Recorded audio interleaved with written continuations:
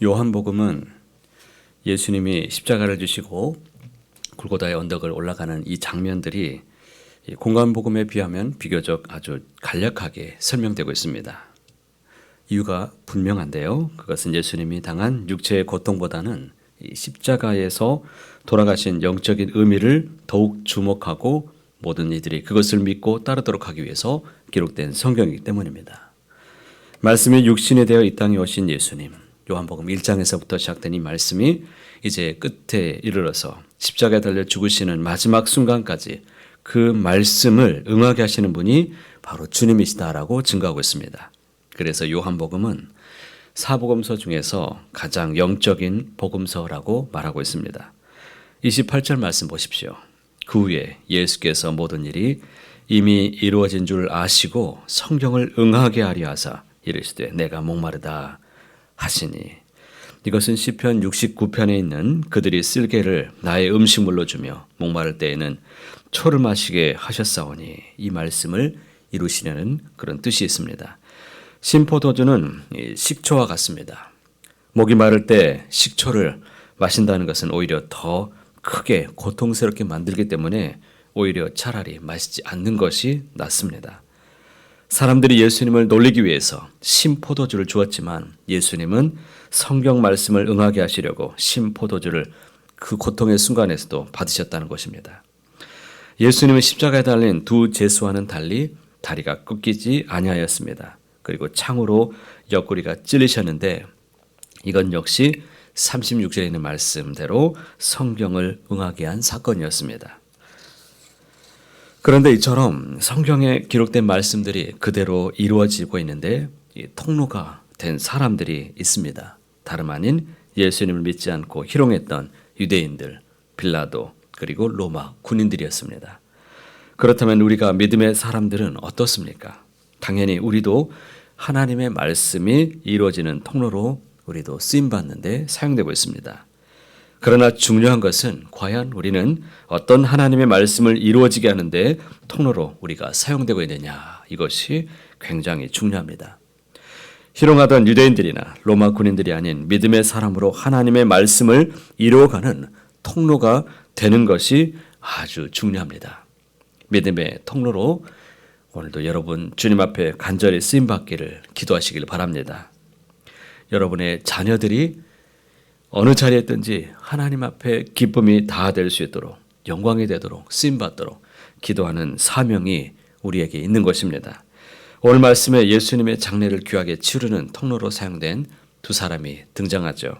그들은 공회위원이었던 아리마대 사람 요셉과 니고데모였습니다. 38절 말씀 함께 읽어보시겠습니다. 아리마대 사람 요셉은 예수님의 제자이나 유대인이 두려워하는 그것을 숨기더니 2일 후에 빌라도에게 예수의 시체를 가져가기를 구하며 빌라도가 허락하는지라 이에 가서 예수의 시체를 가져가니라. 요셉이 유대인을 두려워해서 예수님의 제자라는 것을 숨기는 정도까지는 아니더라도 우리 역시 예수님을 믿는 것을 잘 드러내고 또 신앙생활을 하는 것이, 드러내지 않는 것이 때때로 쉽고 편할 때가 참 많이 있습니다.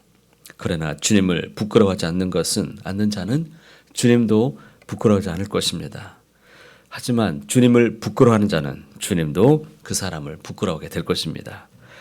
예수님의 시선을, 이 시신을 달라고 빌라도에게 찾아간 것은 요셉 자신이 예수님의 제자임을 이제는 더 이상 숨기지 않고 세상에 드러내는 행동이었습니다.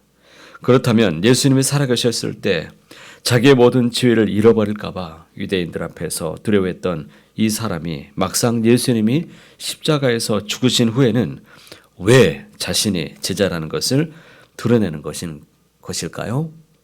그것은 바로 이때가 하나님께서 요셉을 예수님의 장례를 위한 도구로 사용하시는 때이기 때문입니다.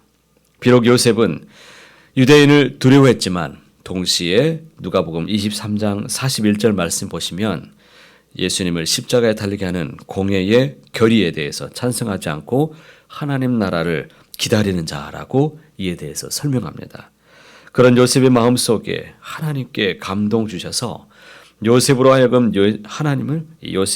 예수님을 귀하게 장사 지내도록 믿음의 결단을 내리게 하시는데 사용하셨다는 것을 알 수 있습니다. 요셉이 그동안 숨겨왔던 자신이 예수님의 제자라는 사실을 드러냈을 때 또한 다른 사람도 자신을 드러내는 것을 보게 됩니다. 그 사람이 39절에 있는 바로 니고데모란 사람이죠. 이 사람 역시 일찍이 예수님께 밤에 몰래 찾아왔던 사람이었습니다. 요셉이 자신을 드러냈을 때 니고데모에게 영향을 준 것처럼 우리가 예수님의 제자들로서 바르게 삶을 살아가는 이 모습을 통해서 반드시 누군가가 선한 영향을 받게 될 것입니다. 하나님의 일을 하는 데에는 3년 동안이나 예수님을 가장 가까이에서 따라다녔던 12명의 제자들만 있었던 것이 아니었습니다. 아리마대 사람 요셉, 니고데모처럼 자기가 예수님의 제자라는 것을 드러내지 못하고 숨기면서 멀찍이 따라다녔던 사람들도 있었는데 그들 또한 하나님께서 주님의 때에 각자의 자리에서 하나님이 사용하셨음을 볼 수 있습니다. 우리 주변에 적극적으로 신앙생활하는 사람들도 있지만 자기를 잘 드러내지 않고 소극적으로 신앙생활하는 사람들도 있습니다. 그래서 적극적으로 신앙생활하는 사람들이 보기에는 소극적으로 신앙생활하는 사람들을 보았을 때 저 사람 열심도 없고 별로 도움도 안 돼 이렇게 생각할 수도 있겠지만 그렇지 않습니다. 모두 다 그런 분들도 하나님께서 다 사랑하시는 분들입니다. 앞으로 다 열심히 일할 때가 있는 다 그런 분들이죠. 3년 동안 열심히 예수님을 따라다녔던 제자들이 생각하기에는 아리마대 사람 요셉, 니고데모 같은 사람들은 자기들의 열심을 따라오지 못할 것이라고 생각됐던 사람들이었습니다. 그러나 정작 예수님을 장사 지내야 될 때는 제자들은 아무도 그 자리에 없었습니다. 아리마대 요셉과 니고데모만이 나서서 예수님의 장사를 귀하게 치루어졌던 것입니다.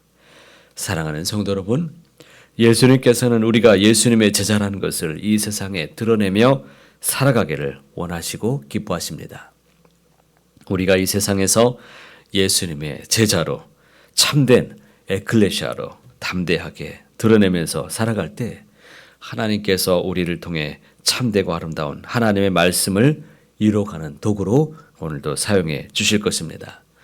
우리 모두 그러한 하나님의 능력의 도구로 쓰임받게 되기를 소망하시기 바랍니다.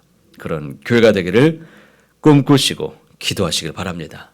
그리고 적극적으로 신앙생활을 하지 못하는 그런 분들이 주변에 있다면 이들 또한 하나님의 때에 귀하게 쓰임받을 수 있도록 다 같은 주님의 공동체로 쓰임받을 수 있도록 위해서 기도하시길 바랍니다.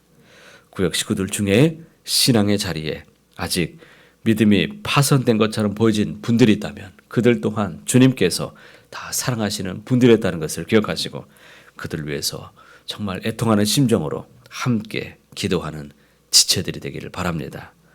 위에서 기도하는 여러분 모두가 다 되시기를 간절히 소원합니다.